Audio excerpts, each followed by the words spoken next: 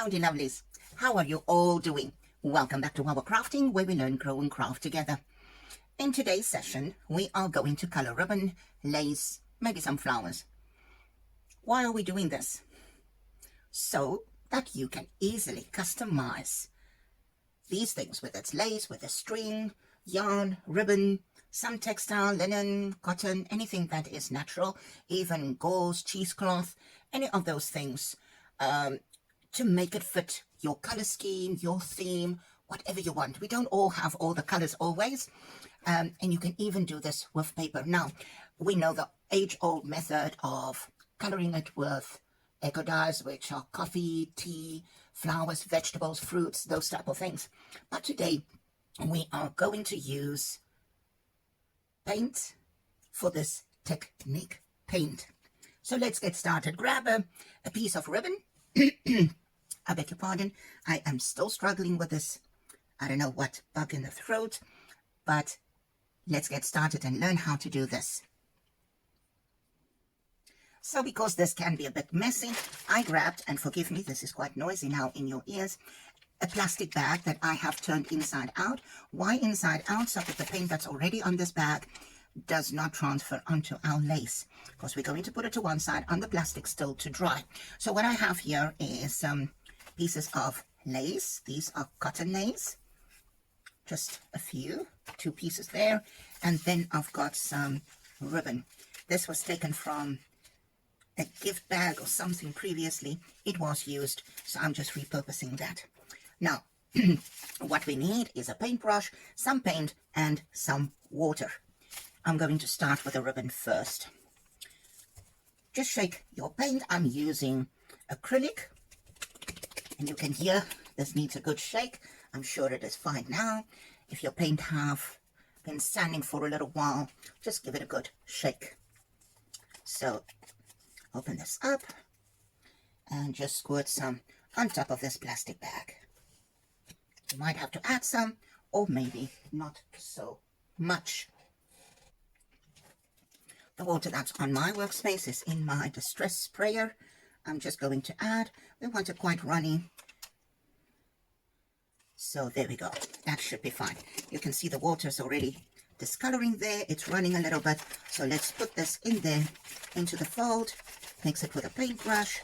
You can do this in some little tub, container, anything to contain this. I just like to work on here. That way, when I'm done, I can just fold it up and use it another time. Eventually the paint peel right off from the plastic bag. I've got this light color. It's not a very dark brown. You know, I use a lot of vintage, so I will always use brown. You, however, can do pink or blues, yellows, reds, whatever is your favorite, or a color that you use often. I sometimes do very bright. Then it will be pinks and purples and lime greens and citrusy oranges, that type of colors.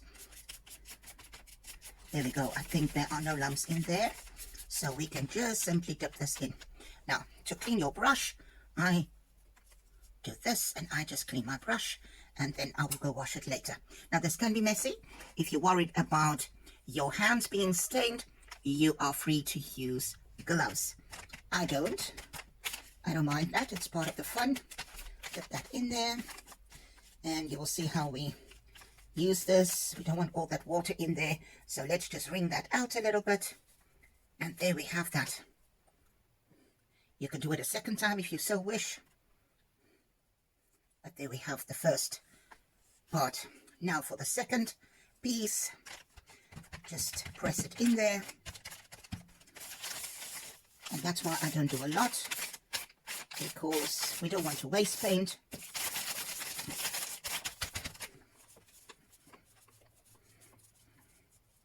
And if you see, like here, you've got a little bit too little, you can just dampen that with water, your spray bottle, and work that in there. And you will see that the two have got different colors. Now, you could have mixed a little bit more paint. I'd rather just do again and then have a little bit of the color variation. If you want lots of paint, make sure you take about half a cup of water And if I have to guess the amount of paint, that should be about 30 milliliters or 2 tablespoons of paint. Now you can see I just simply put the two together, and this one is now also covered. So there are no white spots on this, and it is done. This can now dry, and we have this beautiful color. For the ribbon, however, I want to just move this out of the way, and I want to show you a second way of coloring. Just bear with me for a moment. So for the second method, I'm going to use this ribbon, and I am going to simply dab my inking tool, ink blending tool, into Vintage Photo. Distress ink, you can also use the oxides, and I'm literally going to just color this in. You can do it as dark as you want to. I'm just doing it on this packaging material. You can do only one side, you can do both sides if you so wish. And it just gives that different effect on this as well. You can also use coffee, tea, like I told you. That will also stain your ribbons. And if you put it on there and it makes these edges, don't worry about it. And because Distress is water reactive, we are going to do the same thing. I just want a little bit more color there on that edge.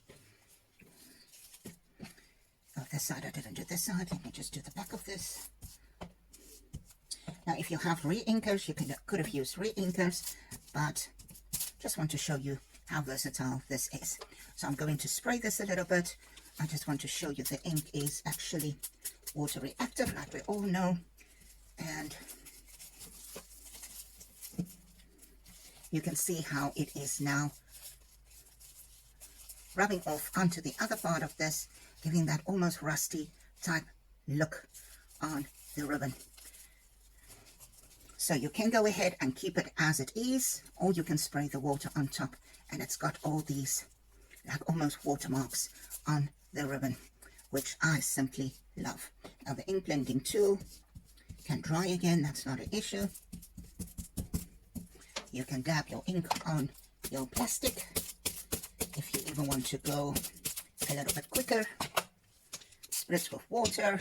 So there are really different ways of doing this. You can dab that in there, both sides, ink it up. Don't want to do the same side again. Continue with that side. Just basically soak that ink up. Different ways of doing this. I love the messy ways of doing things. And just, you can see the ink on there. With the water, we will stain that. Sorry, I think I am a little bit out of the frame there. Soak this all up. We will clean that a bit later. And this has got that really grungy look to it now. If you want a more solid color, you can honestly go ahead and use a re-inker, or you can dip it in the paint as well. I'm quickly going to dry this with the heat tool, and I will be back. You can alternatively leave this, and I just want to clean up that little bit of ink there. And here, while I'm at it, use that, no for other reason than I see it there. I'm going to quickly dry this, and I will be back. Now to color flowers, I'm just going to mix also acrylic paints. These are Apple Barrel. That's what we get here where I am. This is quite thinned down already. And again, shaking up this one, quite new, which is a darker color. This is magenta. This one was fuchsia, which is quite bright, but I want a darker pink. So I'm just going to squirt out a little bit there. And then just mix this up. Just a bit of a darker pink. Not that. Again, if you've got quite a bit of flowers that you want to stain, then I suggest that you use a different type of container where you can have more of this liquid, maybe like a cup. Now, there's two ways that you can do this. I'm bedding these little calyxes down backwards, just so that they are not in the way. I don't want this colored solidly, so for this one, I'm going to, and I'll bring this closer to the screen so that you can see, I'm just going to brush this on. Now this is a very light cream color. We can actually make this a little bit thinner, spray a little bit more water on there. Just dab the paintbrush in, you can see the little splashes it makes.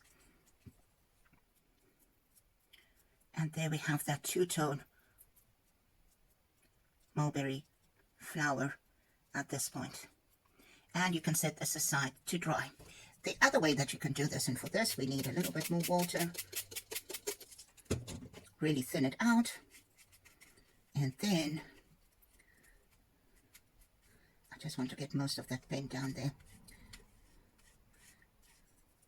We're going to do the same thing, bend it over, and just lightly lift those calyx leaves up so that they also don't get paint on them. Luckily paper has got no memory and you can remold it afterwards. I just want to get the little wire as well. So now I'm going to dip this in that paint.